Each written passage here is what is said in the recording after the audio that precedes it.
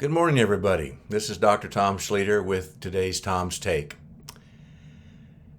Today, I would like to share a testimony from, well, it started a long time ago, but it ended up with a powerful revelation from the Lord yesterday. Let me first read to you from Psalm 73, and I'm going to read verses 25 and 26, even though 26 is the verse that I really want us to concentrate on for this testimony. Whom have I in heaven but you? And there is none upon earth that I desire besides you. My flesh and my heart fail, but God is the strength of my heart and my portion forever.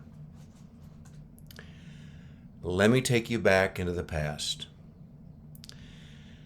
I was probably in ninth grade, maybe 10th. Can't remember the exact date of it.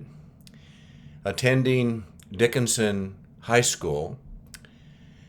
Dickinson is located halfway between Galveston and Houston, there on Interstate 45 or the Gulf Freeway.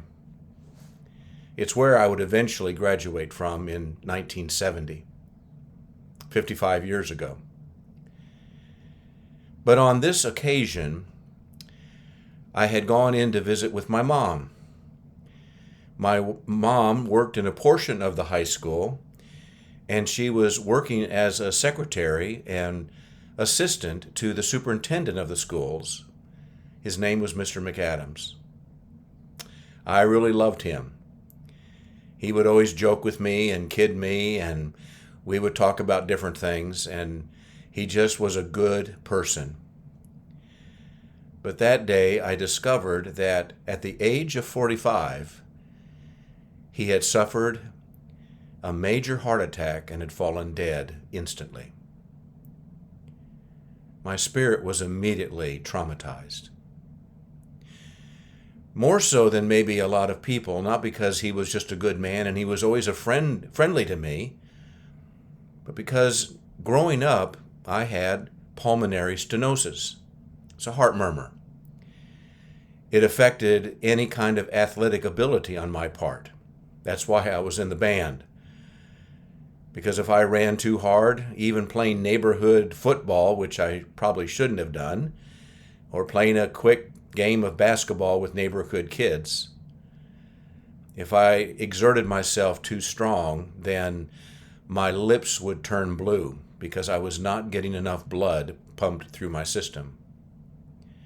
I had been to several hospitals.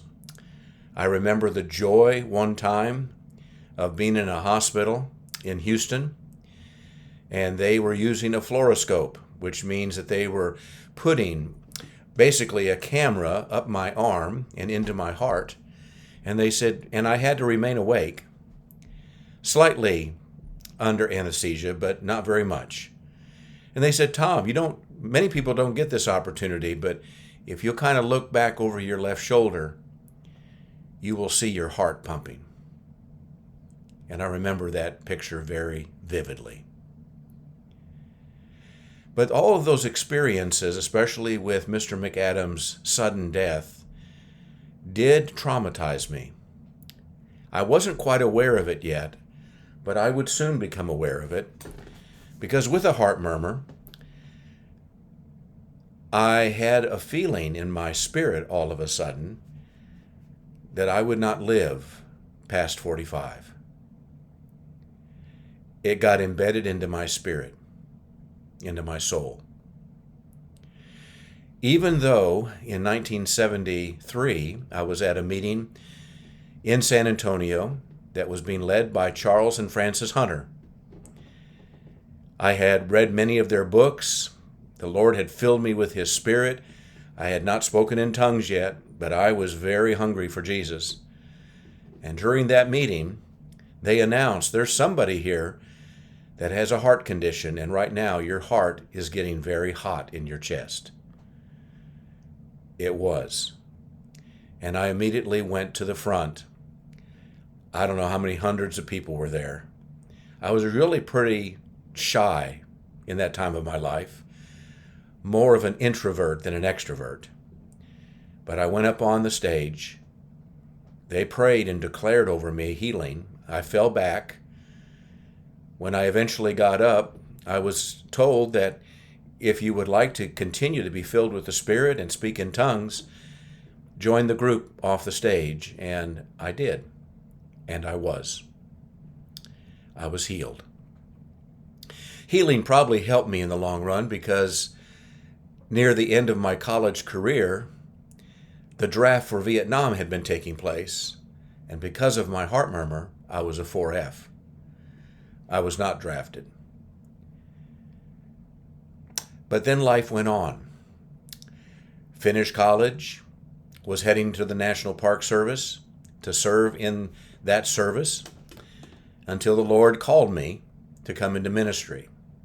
Now, I'm not going to make the story long. He called me into ministry, and by that next summer, not only was I married to Kay after a quick 2-week courtship and a quick wedding because we wanted to get married before I headed to seminary in Iowa. My goodness, man, that's hard to believe that was 51 years ago. But it was, and it's been a great journey. But arrived at seminary, went through seminary, did my internship, went to my first parish down here in Texas. There were actually 2 churches I was overseeing, both of them small towns. And then I went to Abilene, Texas for 6 years. And then I ended up here at Arlington 37 years ago. At that time, all of a sudden, now in the mid-90s, that trauma that had been buried in my spirit and in my soul manifested.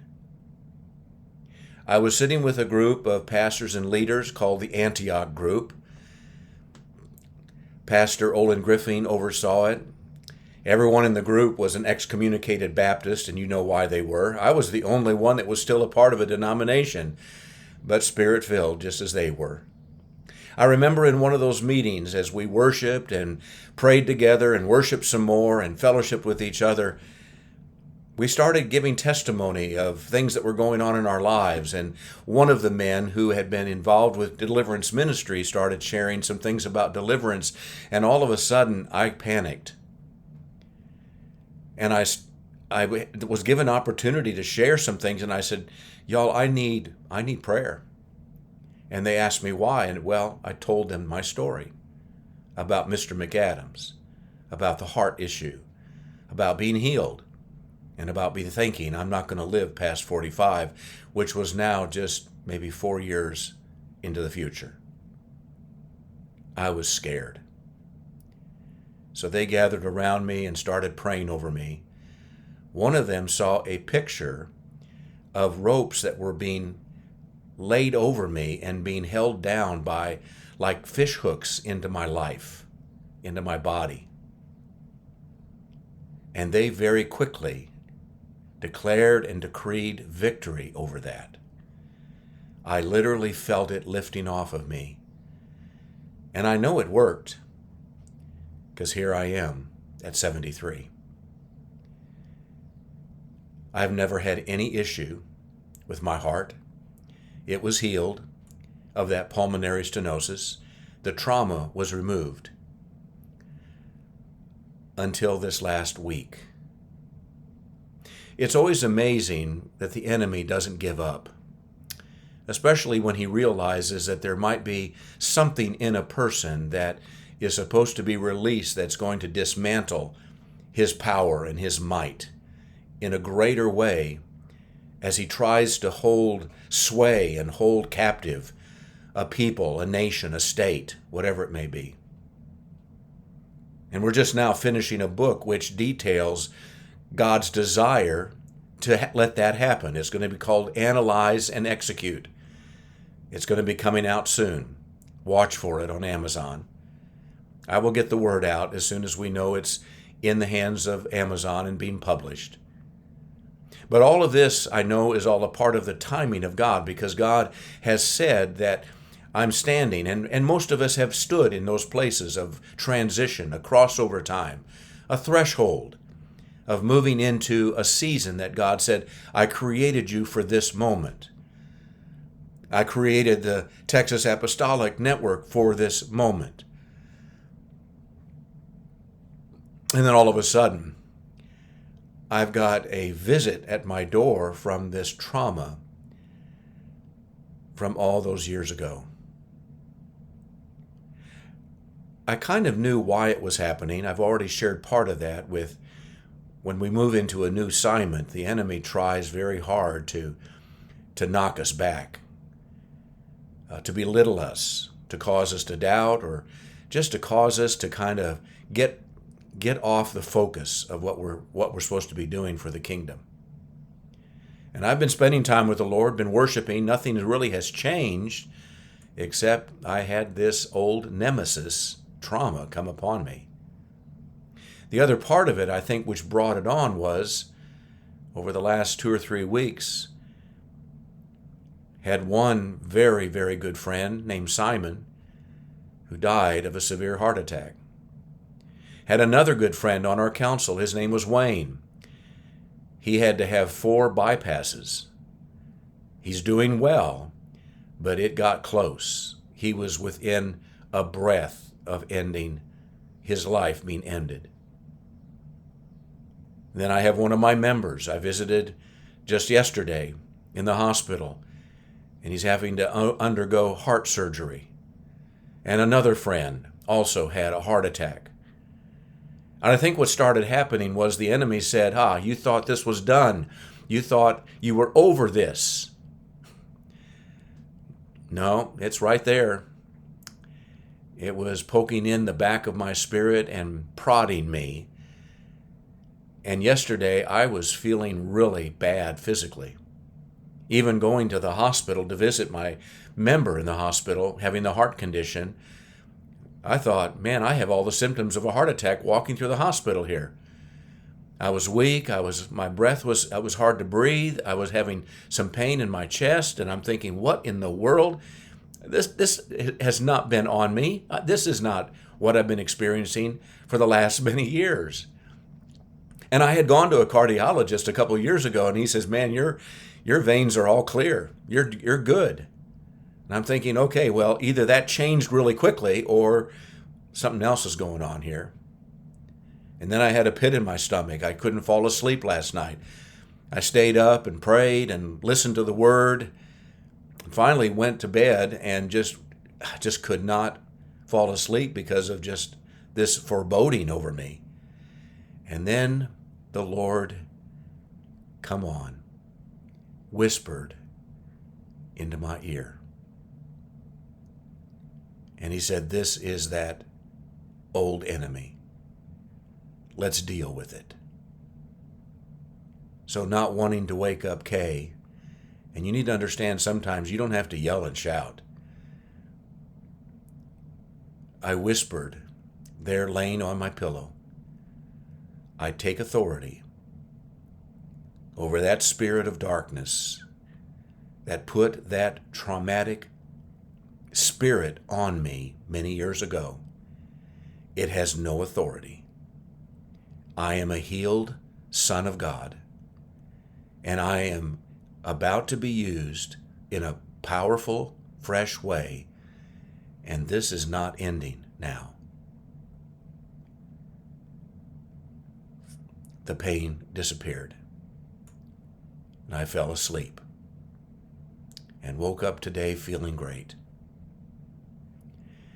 I woke up yesterday, since I'm recording this again on the night of all this happening. Well, yesterday morning, I met with the other leaders, it's the elders of the gate. We started talking about some personal things going on in our lives and God's plans for us and what we were envisioning the God doing in our lives. And I shared my story with them.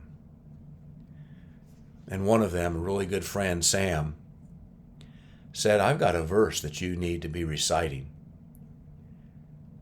Psalm 73, verse 26.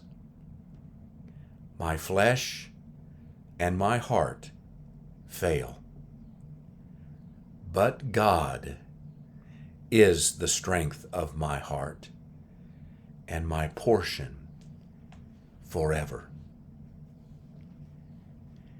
Don't let the enemy have what he wants. You feel anything that is drawing you, dragging you, cajoling you, trying to convince you that maybe you're too old, maybe you're a woman or a man, or you just didn't, whatever the reasons. I'm not going to go into a whole list. Whenever the enemy starts planting that seed in you, you say, wait a minute, my flesh and my heart will fail. Basically, the psalmist is saying, there'll be a day when it'll fail. But God is the strength of my heart and my portion. Decree that over yourself. Decree that over your family. Decree that over people that you know in your life that are going through the struggles right now. I pray it over our member who's not looking forward to, but is going to see a heart surgery coming up. Well, why not now, Lord, heal him? Give him a strong heart right now and be his portion right now. Pray for him if you will. His name is Curtis, the dear friend. The whole family is. Don't let the enemy have the day. It's time, as I shared in yesterday's Tom's Take with Lisa's word, it's time to cross over. It's time to step over the threshold, and not that threshold of life into death and going to heaven, over that threshold into occupying the promise that God has given each one of us to be his instruments on earth to bring forth his kingdom and his will. It's been a pretty interesting last few days. But what makes it really interesting is the Lord is my portion. He is your portion as well. I'll be with you again tomorrow.